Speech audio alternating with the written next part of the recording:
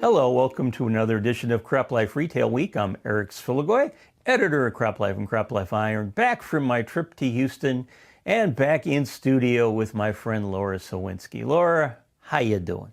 Pretty well. Thank you. How about you? I'm doing good. Obviously, this time of year, most of us are getting ready for the holidays, and I am unhappy to report that normally about this time of year, about 2 weeks out from Christmas, I am done shopping, but this year I am behind schedule. I think I've only bought about half the gifts that I need. So I seriously need to get some shopping done this coming weekend and next week. So because I'm Yeah. running out of days. Well, you better step on it, Santa. Yeah, Right tell me around the about corner. it. How about you? I know you have more children than I do. I only have one to Uh, buy for, although I get an inordinate number of gifts for him. But I'm very behind this year. Probably more behind than I've been in a while. So okay, all right. Nice to know that we're all procrastinating about the same way. exactly. All right. Well, hey, Miss Laura, to share with our viewers, have a couple of bits of information to share.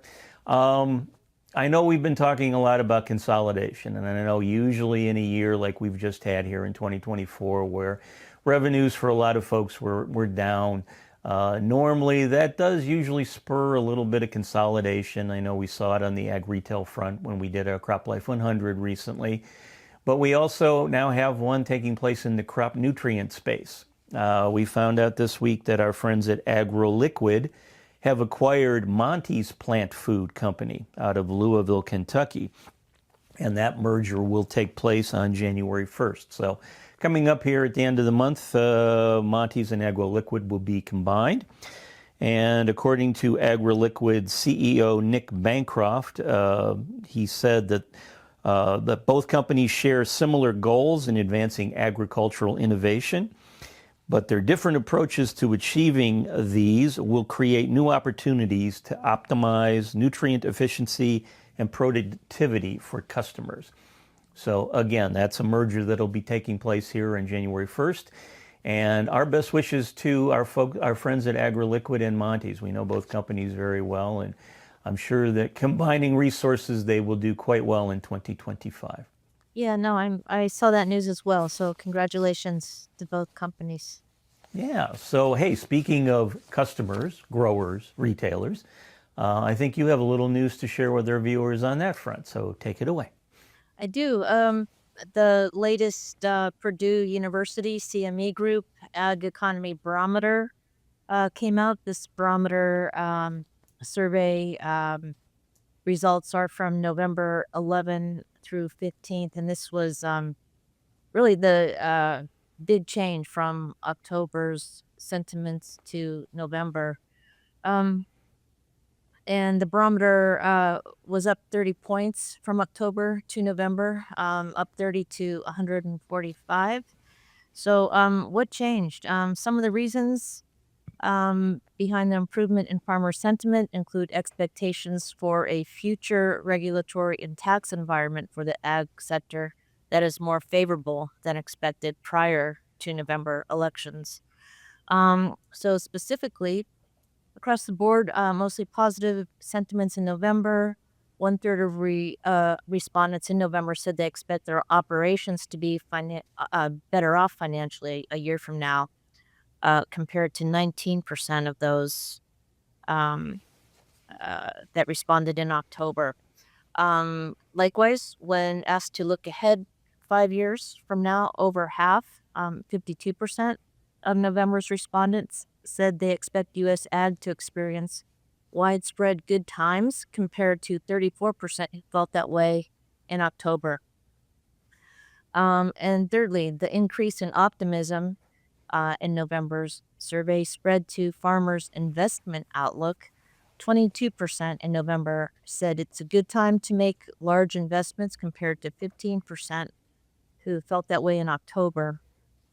Um, so, following the 24 election, again, this was surveys November 11 through 15. Big swing in farmers' perspectives on environmental regs impacting ag. In October, for instance, 41 of respondents said they expected the regulatory environment to become more restrictive in the next 5 years. In November, just 9% of farmers said they expect more restrictive regulations in the next 5 years. Excuse me. Yes. And then the caveat, if you will, again, mostly positive sentiments in November.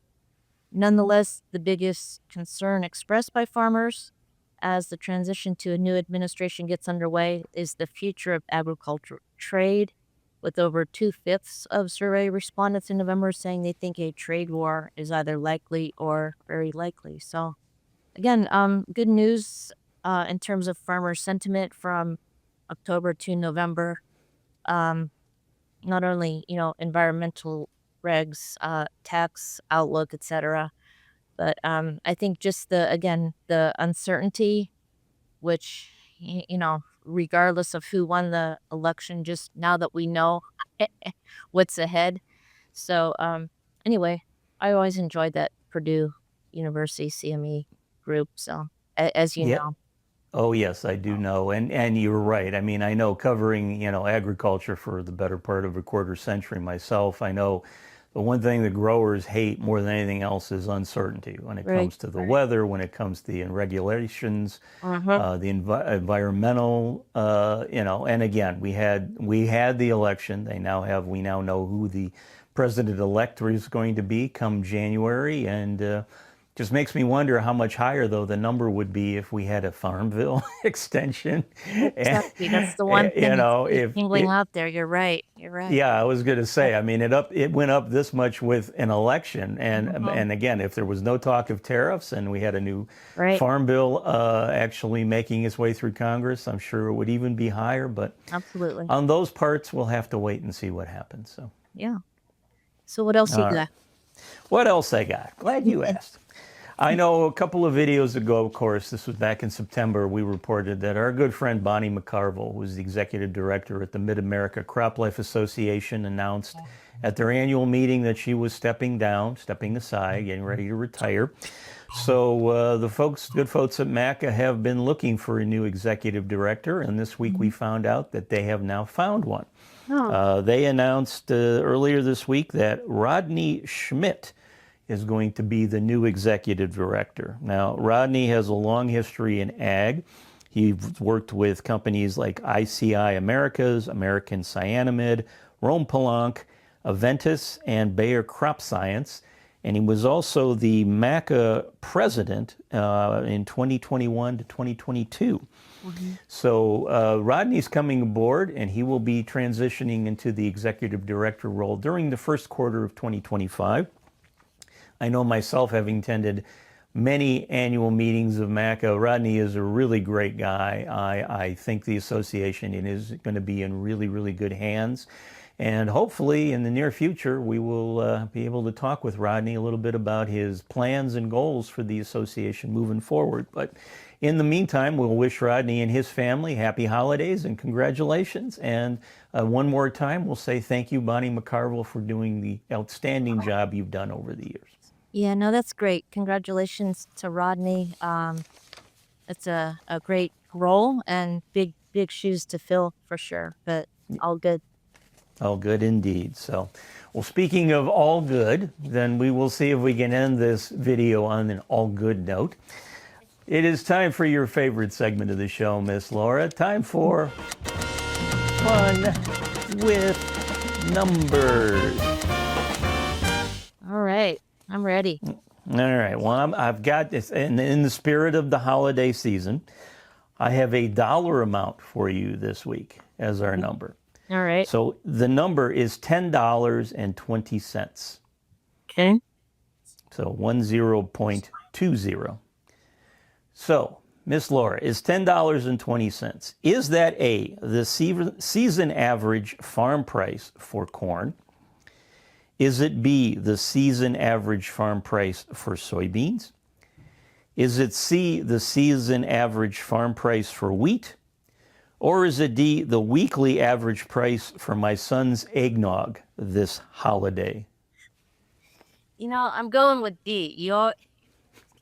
And you wouldn't be far off because his eggnog, he's a 2-carton and eggnog a week guy, and they're about $4 a piece. So that's pretty darn close with tax to what $10.20 is. But it's not quite the number we're looking for this week. Ay, ay, ay. See, wheat. No, I'm sorry. Correct answer is soybean.